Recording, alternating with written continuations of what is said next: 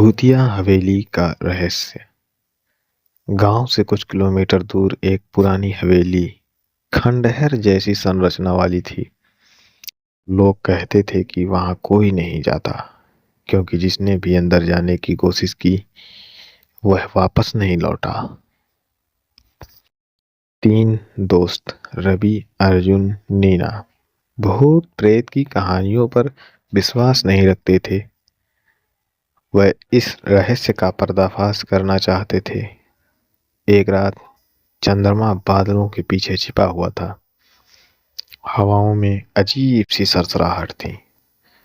वह तीनों टॉर्च लेकर हवेली के अंदर दाखिल हुए और हल्की सी धक्का देने पर दरवाजा भड़ाक से खुला। अंदर घुसते ही उनकी रीढ़ में सिहरन सी दौड़ गई। हवेली के अंदर चारों ओर धूल जमी थी और मकड़ियों के जाल लटक रहे थे। अचानक अर्जुन को लगा कि कोई परछाई उसके पीछे से गुजर रही है। तुम लोगों ने देखा? उसने हकलाते हुए पूछा। नीना ने भी किसी फुसफुसाहट की आवाज सुनी थी। टॉर्च की रोशनी में उन्हें सामने की दीवार पर खून से कुछ लिखा हुआ दिखाई दिया। भाग जाओ, वरना मैं वरना मैं वरना मैं तुम्हें मार डालूंगी। तभी ऊपर की मंजिल पर पैरों के चलने की आवाज आई। तीनों की सांसें थम गई। डर के बावजूद वे ऊपर जाने लगे। सीढ़ियों का हर कदम उनके दिलों की धड़कन को तेज कर रहा था। ऊपर एक दरवाजा था जो धीरे से खोद बखोद खोल गया। अंदर एक पुराना झूला नुमा कुर्सी पड़ा हुआ था जो अपने आप हिल रहा था। तभी अचानक ठंडी सी हवा चली और दरवाजा जोर से बंद हो गया। अब उनके बीच कोई खड़ा था। जब उन्होंने पीछे मुड़कर देखा, उनके सामने एक जली हुई डरावने चेहरे वाली आकृति खड़ी थी।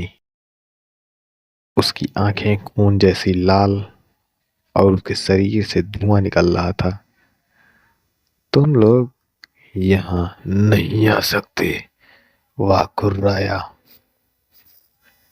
नीना जोर से चीख पड़ी। अर्जुन और रवि के पैरों ने काम करना बंद कर दिया था। वह आत्मा उनकी ओर बढ़ी। तभी नीना ने अपनी जेब से माँ की दी हुई पवित्र राख निकालकर हवा में उड़ा दी।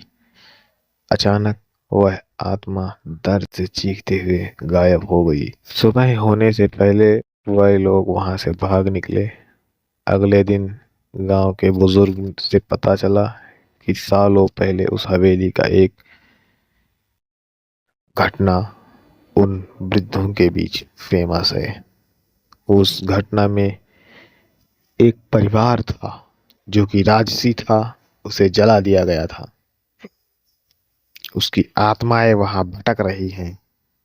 कोई नहीं जानता कि अगर नीना के पास पवित्र राख नहीं होती तो उनका क्या होता। लेकिन एक बात पक्की थी कि वह अब फिर उस हवेली की ओर कभी मुड़कर नहीं देखेंगे। कहानी का समापन आ चुका है और आप लोग वीडियो को लाइक, चैनल को सब्सक्राइब करते हुए अपनी अगली वीडियो को मद्देनजर